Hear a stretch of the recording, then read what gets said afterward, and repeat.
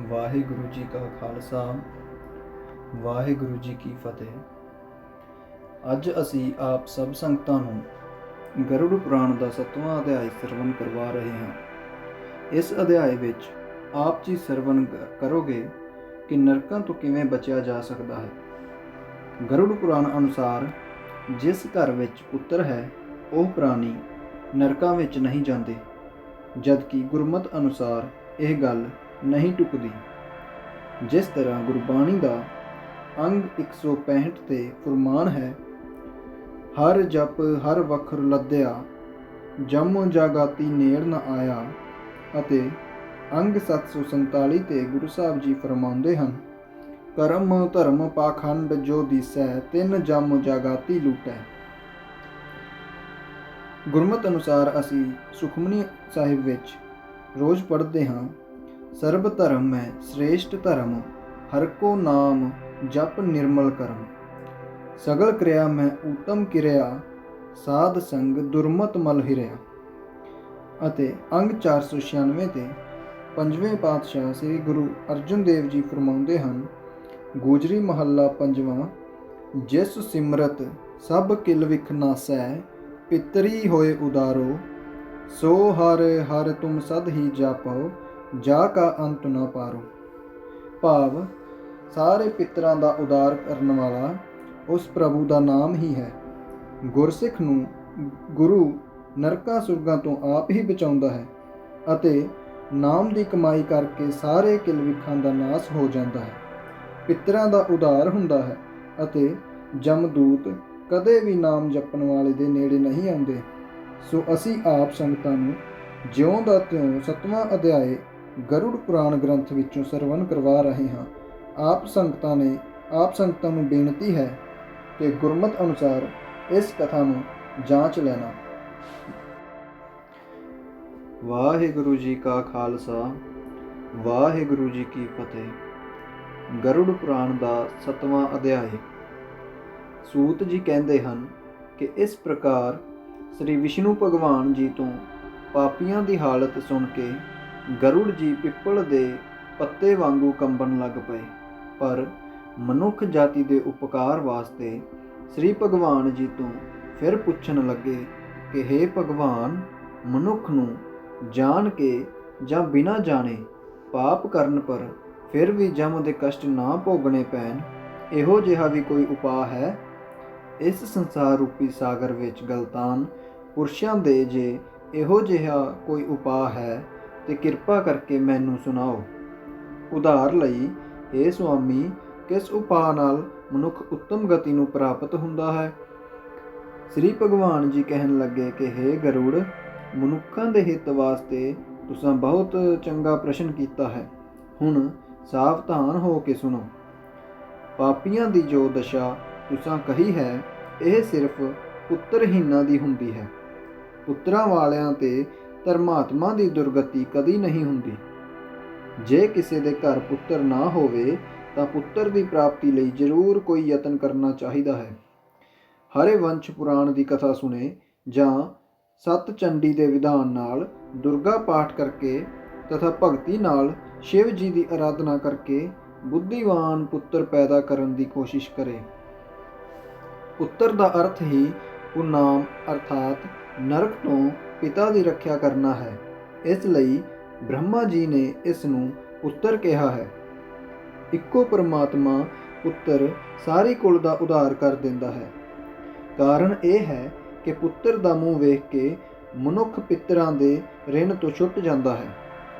ਪੁੱਤਰ ਤੇ ਪੋਤਰੇ ਦਾ ਸਪਰਸ਼ ਕਰਕੇ ਮਨੁੱਖ ਤਿੰਨਾਂ ਰਿਣਾਂ ਤੋਂ ਮੁਕਤ ਹੋ ਜਾਂਦਾ ਹੈ। ਪੋਤਰੇ ਨਾਲ ਮਨੁੱਖ ਜਮ ਲੋਕ ਆਦਿ ਨੂੰ ਲੰਘ ਕੇ ਸਵਰਗ ਵਿੱਚ ਚਲਾ ਜਾਂਦਾ ਹੈ। ਬ੍ਰਹਮ ਵਿਧੀ ਨਾਲ ਵਿਆਹੀ ਹੋਈ ਇਸਤਰੀ ਤੋਂ ਪੈਦਾ ਹੋਏ ਪੁੱਤਰ ਸਵਰਗ ਵਿੱਚ ਪਹੁੰਚਾਉਂਦੇ ਹਨ ਤੇ ਬਿਨ ਵਿਆਹੀ ਇਸਤਰੀ ਤੋਂ ਉਤਪੰਨ ਹੋਏ ਪੁੱਤਰ ਨਰਕ ਵਿੱਚ ਪਹੁੰਚਾਉਂਦੇ ਹਨ। ਹੇ ਗਰੁੜ, ਇਹ ਗੱਲ ਸਮਝ ਕੇ ਨੀਵੀਂ ਜਾਤੀ ਦੇ ਪੁੱਤਰਾਂ ਨੂੰ ਤਿਆਗ ਦੇਵੇ।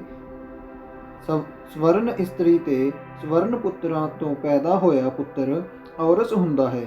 ਹੇ ਗਰੁੜ, ਉਹ ਪੁੱਤਰ ਸ਼ਰਾਧ ਆਦਿ ਦਾਨਾਂ ਨਾਲ ਆਪਣੇ ਪਿਤਰਾਂ ਨੂੰ ਸਵਰਗ ਵਿੱਚ ਪਹੁੰਚਾਉਣ ਦਾ ਕਾਰਨ ਬਣਦਾ ਹੈ। ਪੁੱਤਰ ਦੇ ਦਿੱਤੇ ਹੋਏ ਸ਼ਰਾਧ ਪਿੰਡ ਨਾਲ ਪਿਤਾ ਸਵਰਗ ਵਿੱਚ ਚਲਾ ਜਾਂਦਾ ਹੈ। ਇਹ ਗੱਲ ਤਾਂ ਨਿਸ਼ਚੈ ਹੈ ਹੀ, ਪਰ ਦੂਸਰੇ ਦੇ ਦਿੱਤੇ ਹੋਏ ਸ਼ਰਾਧ ਨਾਲ ਵੀ ਪ੍ਰੇਮ ਸਵਰਗ ਵਿੱਚ ਚਲਾ ਗਿਆ, ਸੋ ਉਹ ਕਥਾ ਸੁਣੋ। ਇਸ ਗੱਲ ਦੀ ਪੁਸ਼ਟੀ ਲਈ ਅਸੀਂ ਤੈਨੂੰ ਇੱਕ ਇਤਿਹਾਸ ਸੁਣਾਉਂਦੇ ਹਾਂ ਜੋ ਔਦਰ ਵਧੈਹਿਕ ਦਾਨ ਦੇ ਬੜੇ ਮਹਾਤਮ ਨੂੰ ਪ੍ਰਗਟ ਕਰਦਾ ਹੈ। ਹੇ ਗਰੁੜ, ਪਹਿਲੇ ਤ੍ਰੇਤਾ ਯੁੱਗ ਵਿੱਚ ਬਬਰੂ ਵਾਹਨ ਨਾਂ ਦਾ ਇੱਕ ਰਾਜਾ ਸੀ। ਉਹ ਬੜਾ ਬਲਵਾਨ ਤੇ ਧਰਮਾਤਮਾ ਸੀ। ਉਹ ਬੜੇ ਸੁੰਦਰ ਨਗਰ ਮਹੋਦਯਪੁਰ ਵਿੱਚ ਰਹਿੰਦਾ ਸੀ। ਬ੍ਰਾਹਮਣਾਂ ਤੇ ਸਾਧੂਆਂ ਦਾ ਪ੍ਰੇਮੀਸ਼ੀਲ, ਸਦਾਚਾਰੀ, ਗੁਣਵਾਨ ਤੇ ਬੜਾ ਸਿਆਣਾ ਸੀ। ਉਹ ਰਾਜਾ ਆਪਣੀ ਪ੍ਰਜਾ ਦੀ ਆਪਣੀ ਸੰਤਾਨ ਵਾਂਗੂ ਪਾਲਣਾ ਕਰਦਾ ਸੀ। ਉਹ ਸੂਰਬੀਰ ਰਾਜਾ ਇੱਕ ਸਮੇਂ ਆਪਣੇ ਨਾਲ ਸੈਨਾ ਲੈ ਕੇ ਇੱਕ ਬੜੇ ਸੰਘਣੇ ਬਨ ਵਿੱਚ ਸ਼ਿਕਾਰ ਖੇਡਣ ਲਈ ਗਿਆ। ਉਹ ਬਨ ਹਰਨ ਆਦਿਕ ਜਾਨਵਰਾਂ ਨਾਲ ਭਰਿਆ ਹੋਇਆ ਸੀ। ਉੱਥੇ ਕਈ ਤਰ੍ਹਾਂ ਦੇ ਪੰਛੀ ਬੋਲ ਰਹੇ ਸਨ। ਉਸ ਬਨ ਵਿੱਚ ਰਾਜੇ ਨੇ ਬੜੀ ਦੂਰ ਤੋਂ ਇੱਕ ਹਰਨ ਨੂੰ ਤੀਰ ਮਾਰਿਆ। ਉਹ ਹਰਨ ਉਸ ਤੀਰ ਨਾਲ ਘਾਇਲ ਹੋ ਕੇ ਉਸ ਬਨ ਵਿੱਚ ਲੁਕ ਗਿਆ। ਰਾਜਾ ਵੀ ਖੂਨ ਨਾਲ ਲਿਬੜੇ ਉਸ ਰਸਤੇ ਤੇ ਹਰਨ ਦੇ ਪਿੱਛੇ ਪਿੱਛੇ ਗਿਆ ਤੇ ਉਸ ਬਨ ਨੂੰ ਪਾਰ ਕਰਕੇ ਉਹ ਕਿਸੇ ਦੂਜੇ ਬਨ ਵਿੱਚ ਚਲਾ ਗਿਆ। ਭੁੱਖ ਨਾਲ ਦੁਖੀ, ਪਿਆਸ ਤੇ ਥਕੇਵੇਂ ਕਰਕੇ ਰਾਜਾ ਬੇਸੁਰਤ ਹੋ ਗਿਆ। ਬਨ ਵਿੱਚ ਇੱਕ ਪਾਣੀ ਦਾ ਤਲਾਬ ਵੇਖ ਕੇ ਰਾਜਾ ਉੱਥੇ ਠਹਿਰ ਗਿਆ। ਉਸ ਨੇ ਉਸ ਤਲਾਬ ਵਿੱਚ ਇਸ਼ਨਾਨ ਕੀਤਾ ਤੇ ਪਾਣੀ ਪੀਤਾ। ਘੋੜੇ ਨੂੰ ਵੀ ਉਸ ਨੇ ਨੁਹਾਇਆ ਤੇ ਪਾਣੀ ਪਿਲਾਇਆ। ਕੌਲ ਫੁੱਲਾਂ ਦੇ ਤੇ ਹੋਰ ਸੁਗੰਧੀ ਵਾਲੇ ਫੁੱਲਾਂ ਨੂੰ ਵੇਖ ਕੇ ਰਾਜੇ ਦਾ ਮਨ ਬਹੁਤ ਪ੍ਰਸੰਨ ਹੋਇਆ ਤੇ ਉਸ ਦਾ ਸਾਰਾ ਥਕੇਵਾਂ ਦੂਰ ਹੋ ਗਿਆ। ਉੱਥੇ ਉਸ ਨੇ ਇੱਕ ਬੜੀ ਸੰਘਣੀ ਛਾਂ ਵਾਲੇ ਬੋਹੜ ਦੇ ਬ੍ਰਿਛ ਨੂੰ ਵੇਖਿਆ। ਉਸ ਦੇ ਟਾਹਣ ਬੜੀ ਦੂਰ ਤੱਕ ਫੈਲੇ ਹੋਏ ਸਨ ਤੇ ਉਸ ਦੇ ਭਾਂਤ ਭਾਂਤ ਦੇ ਪੰਛੀ ਬੈਠੇ ਆਨੰਦ ਮਾਣ ਰਹੇ ਸਨ। ਉਹ ਬ੍ਰਿਛ ਸਾਰੇ ਬਨ ਦਾ ਸ਼ਿੰਗਾਰ ਸੀ। ਉਸ ਦੇ ਹੇਠਾਂ ਰਾਜਾ ਬਹਿ ਗਿਆ। ਇਸ ਤੋਂ ਪਿੱਛੋਂ ਰਾਜੇ ਨੇ ਭੁੱਖ ਪਿਆਸ ਨਾਲ ਵਿਆਕੁਲ ਇੱਕ ਪ੍ਰੇਤ ਨੂੰ ਵੇਖਿਆ। ਉਸ ਦਾ ਵੇਸ ਬੜਾ ਮੈਲਾ ਸੀ ਤੇ ਉਸ ਦੇ ਲੰਮੇ ਲੰਮੇ ਵਾਲ ਸਨ। ਉਹ ਕੁੱਬਾ ਮਾਸ ਰਹਿਤ ਸਰੀਰ ਵਾਲਾ ਤੇ ਵੇਖਣ ਵਿੱਚ ਬੜਾ ਭਿਆਨਕ ਸੀ। ਰਾਜਾ ਉਸ ਪ੍ਰੇਤ ਨੂੰ ਵੇਖ ਕੇ ਬੜਾ ਹੈਰਾਨ ਹੋਇਆ। ਹੇ ਗਰੁੜ, ਉਹ ਪ੍ਰੇਤ ਬੜਾ ਦੀਨ ਹੋ ਕੇ ਰਾਜੇ ਕੋਲ ਜਾ ਕੇ ਕਹਿਣ ਲੱਗਾ, ਹੇ ਮਹਾਸੂਰਬੀਰ, ਤੇਰੇ ਮਿਲਣ ਨਾਲ ਮੇਰੀ ਪ੍ਰੇਤ ਜੂਨੀ ਛੁੱਟ ਗਈ ਹੈ ਤੇ ਮੈਂ ਉੱਤਮ ਗਤੀ ਨੂੰ ਪ੍ਰਾਪਤ ਕਰਕੇ ਧੰਨ ਹੋ ਗਿਆ ਹਾਂ। ਰਾਜਾ ਉਸ ਪ੍ਰੇਤ ਨੂੰ ਕਹਿਣ ਲੱਗਾ ਕਿ ਭਾਈ, ਤੂੰ ਆਪਣੀ ਪ੍ਰੇਤ ਜੂਨੀ ਦਾ ਸਾਰਾ ਬ੍ਰਿਤਾਂਤ ਮੈਨੂੰ ਸੁਣਾ ਕਿ ਤੂੰ ਕੌਣ ਹੈ ਤੇ ਤੇਰੀ ਇਹ ਪ੍ਰੇਤ ਜੂਨੀ ਕਿਸੇ ਦਾਨ ਨਾਲ ਖਤਮ ਵੀ ਹੋ ਸਕਦੀ ਹੈ। ਪ੍ਰੇਤ ਕਹਿਣ ਲੱਗਾ ਕਿ ਹੇ ਮਹਾਰਾਜ, ਮੈਂ ਆਦਿ ਤੋਂ ਅੰਤ ਤੱਕ ਸਾਰਾ ਬ੍ਰਿਤਾਂਤ ਆਪ ਨੂੰ ਸੁਣਾਉਂਦਾ ਹਾਂ। ਮੇਰੇ ਇਸ ਬ੍ਰਿਤਾਂਤ ਨੂੰ ਸੁਣ ਕੇ ਤੁਹਾਨੂੰ ਮੇਰੇ ਤੇ ਦਇਆ ਕਰਨੀ ਚਾਹੀਦੀ ਹੈ। ਇੱਕ ਬੜਾ ਸੁੰਦਰ ਵੈਦੇਸ਼ ਨਾਂ ਦਾ ਨਗਰ ਹੈ। ਉਸ ਵਿੱਚ ਬੜੇ ਭਾਗਵਾਨ ਤੇ ਧਨਵਾਨ ਲੋਕ ਰਹਿੰਦੇ ਹਨ। ਉਸ ਨਗਰ ਦੀਆਂ ਬੜੀਆਂ ਬੜੀਆਂ ਹਵੇਲੀਆਂ ਤੇ ਮਹਿਲ ਹਨ। ਉੱਥੇ ਸਦਾ ਧਰਮ ਦੇ ਕਾਰਜ ਹੀ ਹੁੰਦੇ ਹਨ। ਹੇ ਰਾਜਨ, ਮੈਂ ਦਾਨ ਪੁੰਨ ਕਰਕੇ ਦੇਵਤਿਆਂ ਤੇ ਪਿਤਰਾਂ ਨੂੰ ਤ੍ਰਿਪਤ ਕੀਤਾ ਹੈ। ਕਈ ਵਾਰੀ ਬ੍ਰਾਹਮਣਾਂ ਨੂੰ ਦਾਨ ਦੇ ਕੇ ਉਹਨਾਂ ਨੂੰ ਪ੍ਰਸੰਨ ਕੀਤਾ ਹੈ। ਗਰੀਬਾਂ, ਅਨਾਥਾਂ, ਲੂਲਿਆਂ ਲੰਗਿਆਂ ਤੇ ਅੰਨ੍ਹਿਆਂ ਨੂੰ ਮੈਂ ਸਦਾ ਦਾਨ ਦਿੰਦਾ ਰਹਿੰਦਾ ਸਾਂ। ਪਰ ਹੇ ਰਾਜਨ, ਮੇਰਾ ਇਹ ਸਭ ਕੁਝ ਕੀਤਾ ਹੋਇਆ ਵਿਅਰਥ ਗਿਆ। ਮੇਰਾ ਇਹ ਦਾਨ ਪੁੰਨ ਕੀਤਾ ਕਿਵੇਂ ਨਸ਼ਟ ਹੋਇਆ, ਇਹ ਸਾਰਾ ਸਮਾਚਾਰ ਮੈਂ ਆਪ ਨੂੰ ਸੁਣਾਉਂਦਾ ਹਾਂ। ਹੇ ਰਾਜਨ, ਮੇਰੇ ਘਰ ਨਾ ਤਾਂ ਕੋਈ ਪੁੱਤਰ ਧੀ ਸੀ ਤੇ ਨਾ ਹੀ ਮੇਰਾ ਕੋਈ ਭਰਾ ਭਾਈ ਸੀ ਤੇ ਨਾ ਹੀ ਕੋਈ ਮੇਰਾ ਮਿੱਤਰ ਇਹੋ ਜਿਹਾ ਸੀ ਜੋ ਮੇਰੀ ਕਲਿਆਣ ਲਈ ਕਿਰਿਆ ਕਰਮ ਕਰਦਾ। ਹੇ ਮਹਾਰਾਜ, ਜਿਸ ਦੇ ਮਾਸਿਕ 16 ਸ਼ਰਾਧ ਨਹੀਂ ਹੁੰਦੇ, ਉਸ ਦੇ ਸੈਂਕੜੇ ਸ਼ਰਾਧ ਕਰਨ ਪਰ ਵੀ ਪ੍ਰੇਤ ਜੂਨੀ ਨਹੀਂ ਛੁੱਟਦੀ। ਆਪ ਮੇਰੀ ਔਦਰ ਵਧੈਹਿਕ ਕਿਰਿਆ ਕਰਕੇ ਮੇਰਾ ਉਧਾਰ ਕਰੋ। ਇਸ ਲੋਕ ਵਿੱਚ ਸਭ ਵਰਨਾਂ ਦਾ ਬੰਧੂ ਰਾਜਾ ਹੀ ਕਿਹਾ ਜਾਂਦਾ ਹੈ। ਇਸ ਲਈ ਹੇ ਰਾਜਨ, ਆਪ ਮੇਰੀ ਕਲਿਆਣ ਕਰੋ। ਮੇਰੇ ਕੋਲ ਇੱਕ ਮਣੀ ਰਤਨ ਹੈ, ਉਸ ਨਾਲ ਹੀ ਆਪ ਮੇਰੀ ਉੱਤਮ ਕਿਰਿਆ ਕਰੋ, ਜਿਸ ਨਾਲ ਮੇਰੀ ਪ੍ਰੇਤ ਜੂਨੀ ਖਤਮ ਹੋ ਜਾਵੇ। ਜੇ ਤੁਸਾਂ ਮੇਰੀ ਕਲਿਆਣ ਕਰਨੀ ਹੈ ਤਾਂ ਕੋਈ ਉਪਾਅ ਕਰੋ। ਭੁੱਖ ਤੇ ਪਿਆਸ ਕਰਕੇ ਇਸ ਪ੍ਰੇਤ ਜੂਨੀ ਦਾ ਕਸ਼ਟ ਮੈਂ ਸਹਿ ਨਹੀਂ ਸਕਦਾ। ਇਸ ਬਨ ਵਿੱਚ ਬੜਾ ਸੁੰਦਰ ਤੇ ਸਵਾਦੀ ਜਲ ਹੈ, ਪਰ ਮੈਂ ਇਸ ਨੂੰ ਪੀ ਨਹੀਂ ਸਕਦਾ। ਭੁੱਖ ਨਾਲ ਵਿਆਕੁਲ ਹੋਣ ਤੇ ਵੀ ਮੈਂ ਇਸ ਬਨ ਦੇ ਸੁੰਦਰ ਤੇ ਮਿੱਠੇ ਫਲ ਨਹੀਂ ਖਾ ਸਕਦਾ। ਜੋ ਮੇਰੇ ਵਾਸਤੇ ਵਿਧੀ ਪੂਰਵਕ ਨਾਰਾਇਣ ਬਲੀ ਹੋਵੇ ਤੇ ਉਸ ਦੇ ਅੱਗੇ ਵੇਦ ਮੰਤਰਾਂ ਦੁਆਰਾ ਔਦਰ ਵਧੈਹਿਕ ਕਿਰਿਆ ਹੋਵੇ, ਤਾਂ ਮੈਂ ਇਸ ਪ੍ਰੇਤ ਜੂਨੀ ਤੋਂ ਅਵੱਛ ਛੁੱਟ ਸਕਦਾ ਹਾਂ। ਇਸ ਵਿੱਚ ਕੋਈ ਸ਼ੱਕ ਨਹੀਂ। ਮੈਂ ਸੁਣਿਆ ਹੈ ਕਿ ਵੇਦ ਮੰਤਰਾਂ, ਤਪ, ਦਾਨ, ਸਭ ਪ੍ਰਾਣੀਆਂ ਤੇ ਦਇਆ, ਚੰਗੇ ਸ਼ਾਸਤਰਾਂ ਦਾ ਸੁਣਨਾ, ਭਗਵਾਨ ਦੀ ਤੇ ਭਲੇ ਪੁਰਸ਼ਾਂ ਦੀ ਸੰਗਤ ਕਰਨ ਨਾਲ ਪ੍ਰੇਤ ਜੂਨੀ ਦਾ ਕਸ਼ਟ ਖਤਮ ਹੋ ਜਾਂਦਾ ਹੈ। ਇਸ ਲਈ ਪ੍ਰੇਤ ਜੂਨੀ ਨੂੰ ਨਾਸ਼ ਕਰਨ ਲਈ ਸ੍ਰੀ ਵਿਸ਼ਨੂੰ ਭਗਵਾਨ ਦੀ ਪੂਜਾ ਤੇ ਨਾਰਾਇਣ ਬਲੀ ਦੀ ਵਿਧੀ ਮੈਂ ਆਪ ਨੂੰ ਦੱਸਦਾ ਹਾਂ। ਹੇ ਰਾਜਨ, ਧਰਮ ਦੀ ਕਮਾਈ ਨਾਲ ਇਕੱਠਾ ਕੀਤਾ 2 ਮਾਸੇ ਸੋਨਾ ਲੈ ਕੇ ਉਸ ਨਾਲ ਭਗਵਾਨ ਦੀ ਮੂਰਤੀ ਬਣਾਈ ਜਾਏ। ਫਿਰ ਉਸ ਨੂੰ ਪੰਚਾਮ੍ਰਿਤ, ਗੰਗਾ ਜਲ ਆਦਿ ਨਾਲ ਇਸ਼ਨਾਨ ਕਰਾ ਕੇ 2 ਪੀਲੇ ਰੇਸ਼ਮੀ ਬਸਤਰਾਂ ਵਿੱਚ ਰੱਖਿਆ ਜਾਏ ਤੇ ਕਈ ਤਰ੍ਹਾਂ ਦੇ ਗਹਿਣੇ ਪਾ ਕੇ ਉਸ ਨੂੰ ਸਿੰਘਾਸਣ ਤੇ ਬਿਠਾਇਆ ਜਾਏ ਤੇ ਫਿਰ ਉਸ ਦੀ ਪੂਜਾ ਕੀਤੀ ਜਾਏ।